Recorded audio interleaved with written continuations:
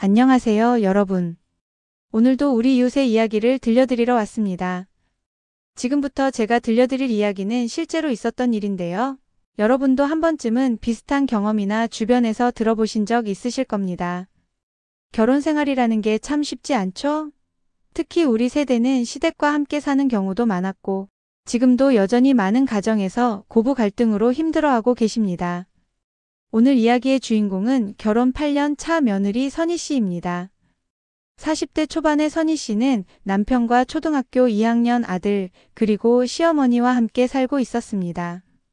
선희 씨는 참 착한 며느리였어요. 아니, 착하다기보다는 참는 며느리였다고 하는 게 맞겠네요. 시어머니가 뭐라고 해도 네, 어머니 하고 고개를 끄덕였고 마음에 안 들어도 표현하지 않았습니다. 그렇게 8년을 참고 또 참았죠. 시어머니 김순자 씨는 70대 중반의 전형적인 시어머니 스타일이었습니다. 며느리가 하는 일마다 한마디씩 거들고 손자 교육에도 집안일에도 심지어 남편과의 관계까지 간섭하셨어요. 본인은 좋은 뜻으로 하는 말이라고 생각하셨겠지만 며느리 입장에서는 매일매일이 견디기 힘든 시간이었던 거죠.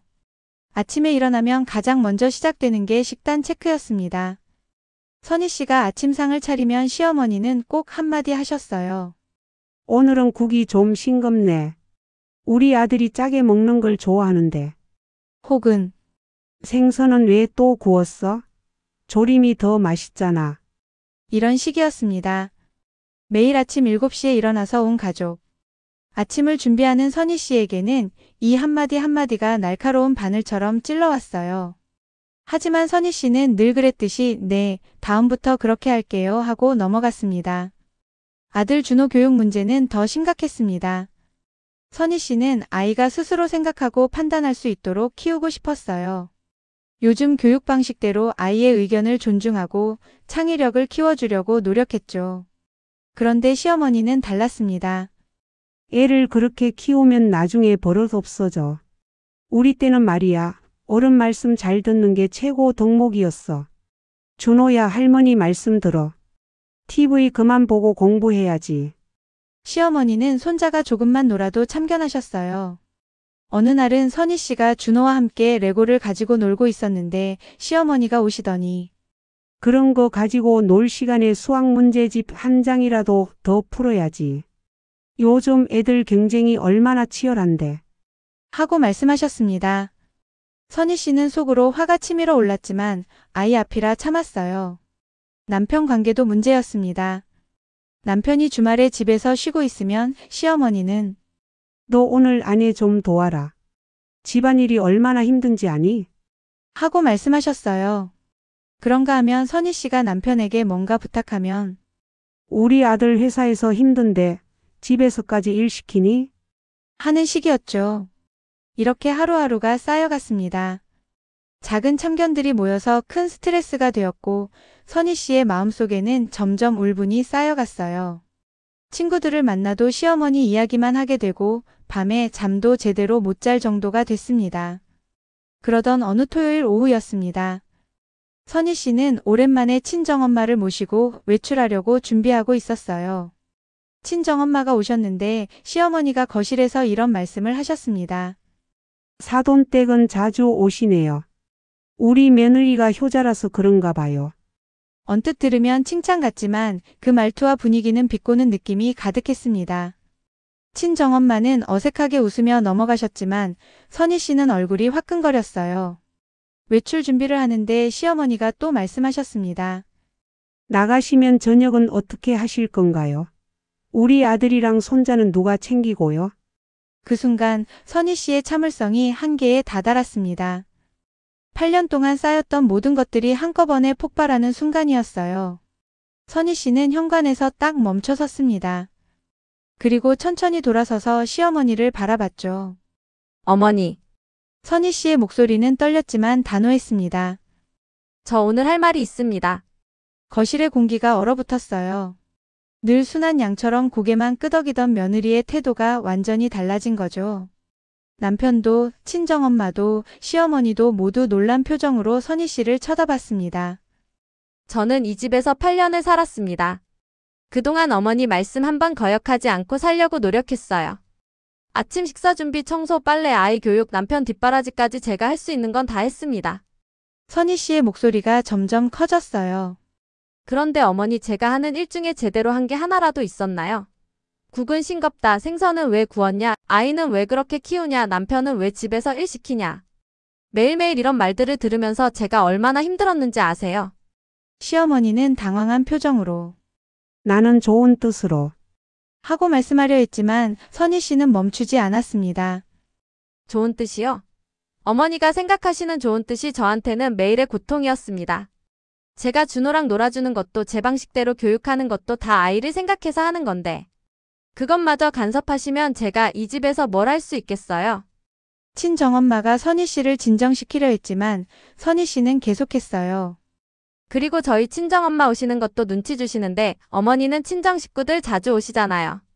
저는 한 번도 뭐라고 한 적 없습니다. 근데 왜 저만 눈치를 받아야 할까요?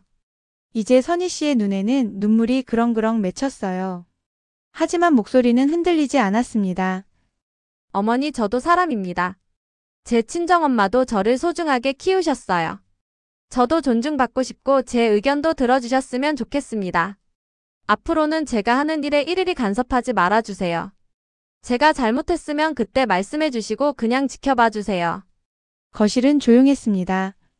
시어머니는 아무 말씀도 못하셨고 남편은 어찌할 바를 몰라 하고 있었어요. 그 순간 친정엄마가 조용히 선희 씨의 손을 잡았습니다. 그날 이후로 집안 분위기는 많이 달라졌습니다. 시어머니는 한동안 말을 아끼셨고 선희 씨는 자신이 너무 심하게 말한 건 아닌가 걱정도 했어요. 하지만 며칠 후 시어머니가 먼저 선희 씨에게 다가왔습니다. 며느리야, 내가 생각이 짧았다. 좋은 뜻으로 한 말이었는데 내가 그렇게 힘들어했는지 몰랐구나. 완전한 사과는 아니었지만 시어머니 나름대로의 화해의 손길이었어요. 선희 씨도 그동안 쌓였던 감정을 터뜨린 것에 대해 미안함을 표현했습니다. 그 이후로 두 사람의 관계는 조금씩 나아졌습니다. 시어머니는 예전보다 간섭을 줄이셨고 선희 씨도 중요한 일은 시어머니와 상의하면서 존중하는 마음을 보였어요. 완벽하지는 않았지만 서로를 이해하려는 노력이 시작된 거죠. 여러분, 이 이야기를 들으시면서 어떤 생각이 드셨나요? 혹시 선희 씨처럼 참고만 계신 분은 없으신가요? 아니면 시어머니처럼 좋은 뜻으로 말했는데 오해받으신 적은 없으신가요? 가족이라는 관계는 참 어렵습니다. 특히 고부관계는 더욱 그렇죠. 서로 다른 환경에서 자란 두 사람이 한 지붕 아래서 산다는 게 쉬운 일이 아니에요.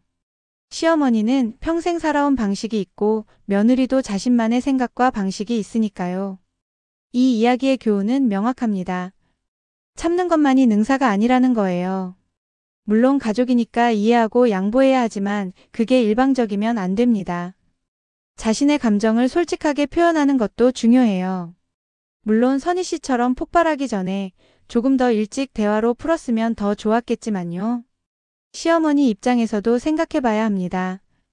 좋은 뜻으로 하는 말이라도 상대방이 어떻게 받아들이는지가 더 중요해요. 아무리 좋은 의도라도 매일 간섭하면 그건 간섭이 되는 거죠. 며느리를 믿고 지켜봐주는 것도 사랑이라는 걸 기억하셔야 합니다. 며느리 입장에서도 마찬가지예요. 시어머니의 말씀이 다 나쁜 의도는 아닐 수 있어요. 그분들 세대에서는 그게 당연한 거였고 정말로 가족을 걱정해서 하는 말일 수도 있죠. 하지만 힘들면 참지 말고 대화로 풀어야 합니다. 폭발하기 전에 말이에요. 그리고 가장 중요한 건 남편의 역할입니다. 남편은 두 사람 사이에서 중재자가 되어야 해요. 엄마 편도 아내 편도 아닌 가족 모두를 생각하는 중립적인 입장에서 대화의 물꼬를 터야 합니다. 많은 경우 남편이 이 역할을 제대로 하지 못해서 문제가 더 커지는 경우가 많거든요. 결혼 생활은 참 긴 여정입니다. 그 여정에서 시댁 식구들과의 관계는 피할 수 없는 부분이죠. 하지만 그 관계를 어떻게 만들어가느냐는 우리의 노력에 달려 있습니다. 오늘 이야기가 여러분께 작은 위로가 되었으면 좋겠습니다. 혹시 비슷한 상황에 계신 분들이 있다면 용기를 내서 대화를 시도해 보세요. 물론 선희 씨처럼 폭발하기보다는 조금 더 차분하게 이야기하시면 더 좋겠죠?